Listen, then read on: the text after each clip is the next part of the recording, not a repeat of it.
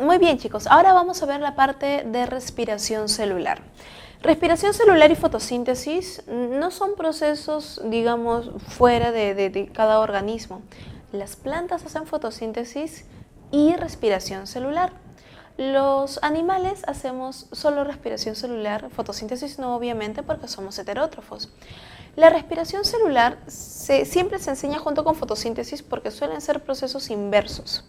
La fotosíntesis se trata de la síntesis de moléculas orgánicas. La respiración celular se trata de la degradación de moléculas orgánicas. La glucosa que me genera una planta se almacena en ella como almidón.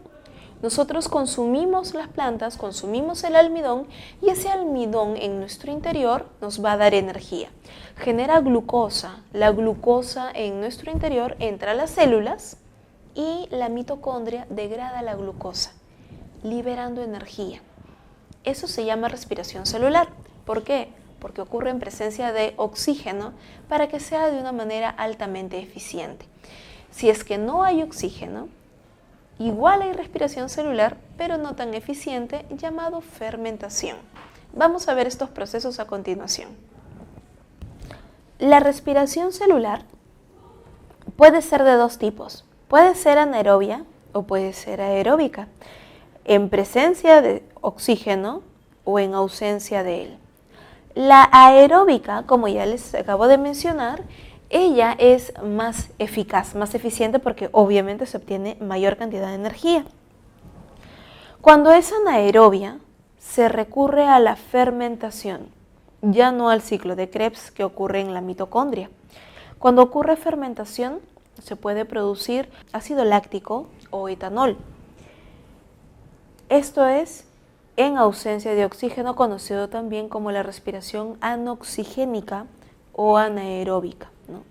O también llamada anaerobia, anaeróbica o anoxigénica. En la glicolisis vamos a ver la transformación de la glucosa en 2 piruvatos, en donde obtenemos 2 ATPs y 2 NAT. ¿A qué se refiere esto?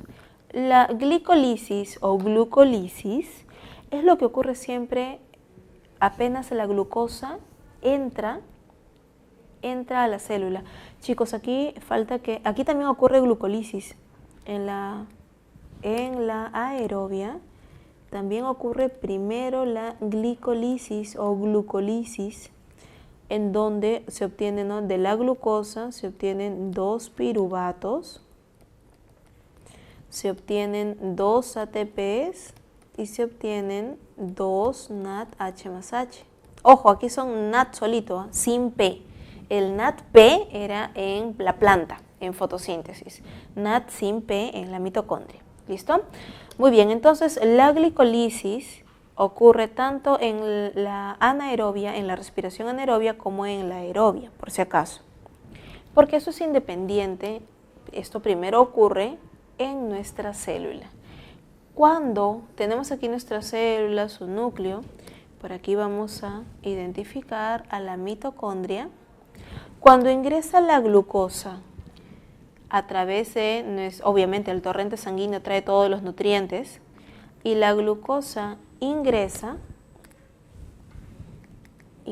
la glucosa al interior de la célula.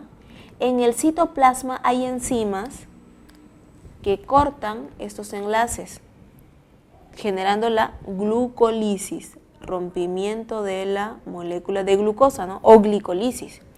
Al romper enlaces, chicos, ¿qué se libera? Energía, obviamente. ¿Energía de qué manera? En forma de electrones y también como hidrógenos. También se liberan hidrógenos, electrones. ¿Qué voy a obtener entonces aquí? Voy a obtener, si la glucosa la parten a la mitad y la glucosa tiene 6 carbonos, pues vamos a obtener ahora 2 moléculas de 3 carbonos, conocido como piruvato. Este es el famoso piruvato o ácido pirúvico. Obtenemos también 2 ATPs y obtenemos 2 NADH. Eso es lo que vamos a obtener de glucólisis. Ahora, si es que hay oxígeno, este piruvato va a la mitocondria. Y si es que no hay oxígeno, el piruvato se queda en el citoplasma para el proceso de fermentación. Si ocurre fermentación, puede ocurrir de dos maneras: la fermentación láctica o la alcohólica. La fermentación láctica lo realizan, por ejemplo, nuestras fibras musculares. Cuando una persona tiene mucha actividad física, está haciendo ejercicio, pero no respira bien, va a empezar a generar lactato en sus músculos, lo que genera los calambres. Pero los microorganismos, por ejemplo, las levaduras o las bacterias del vino, ¿no? Para generar, obviamente, la chicha de jora, productos que contienen alcohol, contienen etanol, ellos van a realizar la fermentación alcohólica en ausencia de oxígeno. Por eso es que los barriles de vino o de cerveza se cierran de manera hermética para que no ingrese el aire con oxígeno, ¿no? Y en ausencia de oxígeno obligan a los microorganismos a hacer el proceso de fermentación. Muy bien, chicos. La glucólisis, si lo vemos en este cuadrito de resumen realmente que te han puesto aquí en la separata, lo vamos a ver incluso bastante engorroso. No necesitas saberlo para nada, no te preocupes, ¿sí? No necesitas saber todo esto. ¿Qué debes saber de glucólisis? Que la glucosa entra, como ya te lo expliqué, se parte a la mitad, me libera energía, obtengo 2 ATPs, obtengo 2 NAT y obtengo 2 piruvatos, ¿no? 2 moléculas de 3 carbonos cada una. Y listo, nada más. ¿Qué va a pasar con la glucosa? Miren, todo este proceso. No es necesario saberlo porque al final, por cada molécula de glucosa, obtenemos esto. Como les había explicado, chicos, de la glucosa se obtienen los 2 piruvatos y obviamente ATPs y NADH. Pero ¿cuál es el destino del piruvato? ¿Qué va a ocurrir con el piruvato? Como ya te había explicado, si es que hay oxígeno, en aerobiosis vamos a obtener al final CO2, agua y obviamente mucha energía, mucho ATP. Y si es que no hay oxígeno, es decir, en anaerobiosis, puede tomar 2 rutas, la alcohólica o la láctica, cualquiera de los dos. Recordemos que nuestros eritrocitos, como no tienen organelas, o sea, no hay mitocondria, siempre realiza la fermentación láctica. Los glóbulos rojos siempre realizan el proceso de fermentación láctica. Tengan eso en cuenta. Cuando ingresa el ácido pirúvico hacia la mitocondria, se va a formar el acetil-CoA. Este ingresa al ciclo de Krebs, va a formar el NADH más H, va a formar también FATH y otras moléculas que lo que hacen es recopilar hidrógenos. Los hidrógenos van a ser intercambiados a nivel de las crestas mitocondriales. ¿Se acuerdan que les mencioné que las crestas mitocondriales son como mesosomas que tienen un montón de enzimas respiratorias? Y eso es lo que va a ocurrir aquí. Los hidrógenos van a ser intercambiados para producir ATP. Se libera obviamente por ahí agua, utiliza oxígeno para la reacción, por eso esto ocurre solo en presencia de oxígeno. Lo principal es que obviamente nos genera ATP. Recuerden que cuando una persona no tiene glúcidos para utilizarlo como fuente de energía, se utilizan las proteínas. Y también hay una ruta directa de los aminoácidos para poder hacer el proceso de respiración celular. Y de igual manera, de los glicéridos, los ácidos grasos también se utilizan para el proceso. Todo es utilizado como fuente de energía. Los alimentos que consumimos se utilizan al final para el proceso de respiración celular y los que consumimos en exceso se van a almacenar. Solo para que lo tengan como referencia, chicos, en el caso de la mitocondria vemos la membrana externa, la membrana interna, no miren la cantidad de repliegues. En teoría, de manera análoga podríamos mencionar, ¿no?, que son muchos mesosomas, muchos mesosomas, muchos repliegues en el interior de la mitocondria, ¿no?, asociados a los procesos de respiración. Este es el espacio intermembranal. Esta es la matriz mitocondrial y las crestas mitocondriales, ¿no? Que ahora reciben ese nombre. Aquí es donde se encuentran gran cantidad de moléculas que son las cadenas transportadoras de electrones con enzimas y demás que permiten la formación del ATP. Lo vamos a ver en unos instantes. Esta imagen también lo tienen como referencia, ¿no? La glucosa, ocurre glucólisis en el citosol, se forma el ácido pirúvico. Con oxígeno va hacia el ciclo de Krebs, en donde se produce ATP y NADH, ¿verdad? FATH también, y va hacia los aceptores de electrones en la cresta mitocondrial, la transportadora de electrones. Y estos electrones me generan energía que al final se obtiene como ATP. Esto es en mitocondria. Pero sin oxígeno va a formar solo ácido láctico o etanol. En esta imagen que te ponen en tu separata, te muestran ya de manera un poquito más detallada a nivel bioquímico de qué es lo que va a ocurrir en la matriz mitocondrial, en el ciclo de Krebs, conocido como el ciclo del ácido cítrico o el ciclo de los ácidos tricarboxilados, también los llaman de esa manera. Son los ácidos tricarboxilados. Lo que ocurre con el ácido pirúvico, miren lo siguiente. El ácido pirúvico, como les había mencionado, tiene 3 carbonos, ¿no? Es la mitad de una glucosa.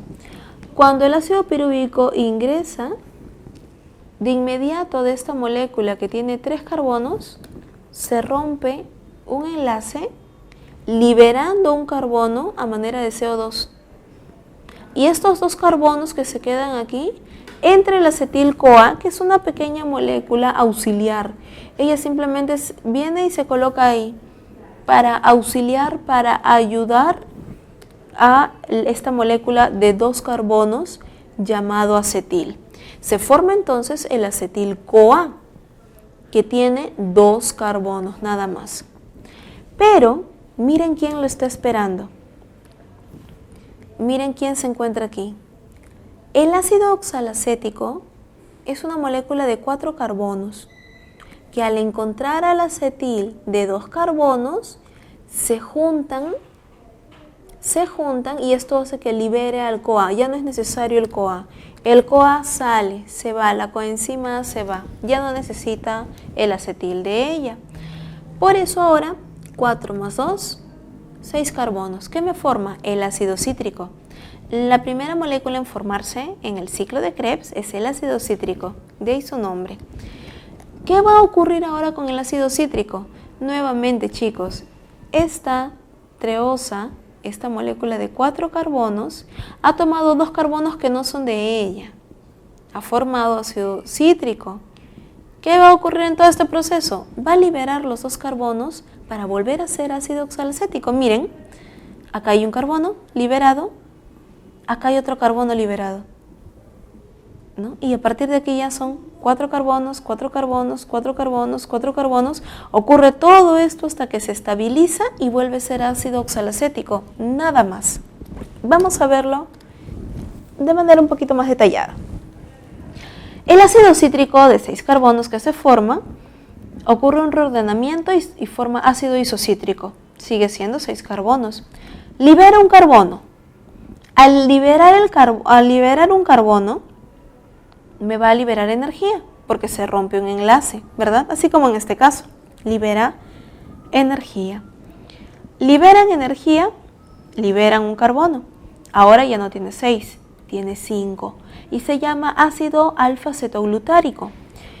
El ácido alfa-cetoglutárico nuevamente vuelve a perder otro carbono, por lo tanto libera energía. Y miren, viene el CoA para estabilizar. Ahora ya no tiene 5, ahora tiene 4 carbonos. Y se llama succinil. Como entró la coenzima, se llama succinil-CoA. Succinil-CoA, ¿qué va a ocurrir? Una fosforilación. Con esta fosforilación se libera GTP. ¿Qué es el GTP? Guadonicin trifosfato, así como adenin trifosfato, igualito. Y sale también la coenzima A. Y ahora, de succinil, ahora es ácido succínico de solo 4 carbonos. ocurre un proceso de oxidación en donde se libera FAT-H2. ¿Quién es el FAT-H2? El primo del NADH. Solo que el NAD me da un poquito más de energía que el FAT en la mitocondria. Ocurre un reordenamiento ácido málico, un proceso de oxidación me genera más NAD y vuelve a ser ácido oxalacético de 4 carbonos. Cuando vuelve a encontrarse con otro acetil, otra vez se forma el ácido cítrico y retorna al ciclo. Nada más.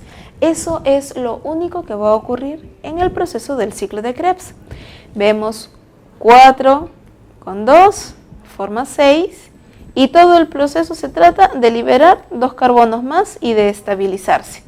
Es todo, chicos. En la cadena transportadora de electrones y generación de ATP, esto es de lo que vamos a ver en realidad es la membrana. ¿No? Aquí vemos el espacio intermembranas, aquí la membrana mitocondrial externa, membrana mitocondrial interna. La membrana mitocondrial tiene las moléculas, miren, se dan cuenta, parecen los fotosistemas del tilacoide, ¿no? Es que la membrana tilacoidal también tiene una cadena transportadora de electrones, ¿se acuerdan? Por eso es que es tan similar, ¿no? Entre comillas, a nivel de estructura. Tiene gran cantidad de moléculas que se encargan de trasladar electrones. Y en este traslado de electrones, chicos, en este vaivén, ¿no? Gracias a que los hidrógenos van pasando. ¿Y por qué pasan tantos hidrógenos? Porque viene el NADH, viene el FAT-H2 a dejar sus hidrógenos. Y el paso de los hidrógenos a través de la ATPasa me va a generar la formación de ATP, fosforilación oxidativa, producción de ATP en la mitocondria. Ahora, ¿cuánto de ATP? Vamos a verlo. Aquí vemos en esta imagen, en este diagrama, nuevamente la cadena respiratoria con las moléculas que se encuentran en ellas, ¿no? La flavoproteína, la coenzima Q, citocromo B, C, A, pero al final recuerden que lo importante es, se forma ATP. ATP y ATP. Vamos a aprovechar esta imagen para hacer nuestro balance energético, ya que aquí tenemos el ciclo de Krebs bastante detallado. Pero antes del ciclo de Krebs, chicos, ¿se acuerdan que les dibujé la célula, ¿no? Con su núcleo, su mitocondria, y les indiqué de que la glucosa al entrar, ¿qué ocurre en el citoplasma? Glucólisis, donde me libera 2 ATPs, 2 NADH y obviamente los 2 piruvatos. Y ahora sí los piruvatos, los 2 piruvatos, ojo, esto es por un piruvato nomás, los 2 piruvatos van a mitocondria y me generan todo esto que vemos aquí en pantalla. La producción de energía inicia entonces desde aquí, desde que la glucosa entra a la célula. ¿Listos? Vamos a hacer entonces el famoso balance energético. El balance energético va a iniciar en citoplasma. Gracias a la glucólisis que obtengo 2 ATPs, 2 NADH y luego cuando va hacia la mitocondria, ¿qué es lo que ocurre? Me libera NADH. Y por último, del ciclo de Krebs, porque ya cuando entra el ciclo de Krebs, me va a generar, ¿cuántos? 1, 2, 3 NAD, me va a generar un FAT-H2, me va a generar un GTP. Y luego, obviamente, los CO2 son desechos, no lo que sale a través de nuestra respiración, sí, a través de la expiración, ya como desecho, como tal. Muy bien, entonces, esto es lo que nosotros vamos a obtener. Cuando los NADs van hacia las crestas mitocondriales, que lo acabamos de ver hace un instante, van a hacer el intercambio de hidrógenos por ATP prácticamente. Entonces, los 2 ATPs son 2 ATPs, ¿verdad? En citoplasma. Los 2 NAD que están en citoplasma, recuerden que el citoplasma, la célula no es tan eficaz como la mitocondria para hacer el intercambio gaseoso, para hacer el intercambio energético. Esto quiere decir que el NADH tiene dos opciones. Primero, si lo hace en citoplasma, va a utilizar la lanzadera común, que es la lanzadera de el glicerol 3-fosfato. Y utilizando esta lanzadera de 2 NAD, se obtienen 4 ATPs. O sea que el NAD vale solo 2 ATPs. Pero si utiliza la lanzadera malato-aspartato, que es la lanzadera de la mitocondria, por 2 NAD utiliza 6 ATPs. Y es que debemos de recordar que el NADH vale como 3 ATPs en mitocondria, el FADH2 me vale como 2 ATPs en mitocondria, pero en el citoplasma, recuerden que el NADH es igual al FAD. Ambos me valen 2 ATPs. Por eso es la diferencia. Ahora, en la mitocondria, obviamente, el NAD me vale 3 ATPs, 3 NAD, 9 ATPs, un FAD, 2 ATPs, un GTP es como un ATP. Aquí en total obtenemos 12. Pero chicos, esto de aquí es por un piruvato. ¿Cuántos hay realmente? 12 más 3, 15, ¿verdad? Tenemos entonces 15 ATPs de la mitocondria, pero por un piruvato. Por 2 piruvatos serían en total 30. En mitocondria obtenemos al final 30 ATPs, pero hay que sumarle lo del citoplasma. Al sumarle lo del citoplasma, ¿qué vamos a obtener? 2 más 4, 6 ATPs, en total 36.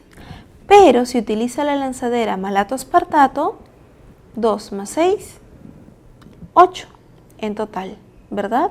Serían 38 ATPs. ¿Qué es lo más común? ¿Obtener 36 o 38? Lo más común, chicos, es 36. ¿Sí? Es lo más común.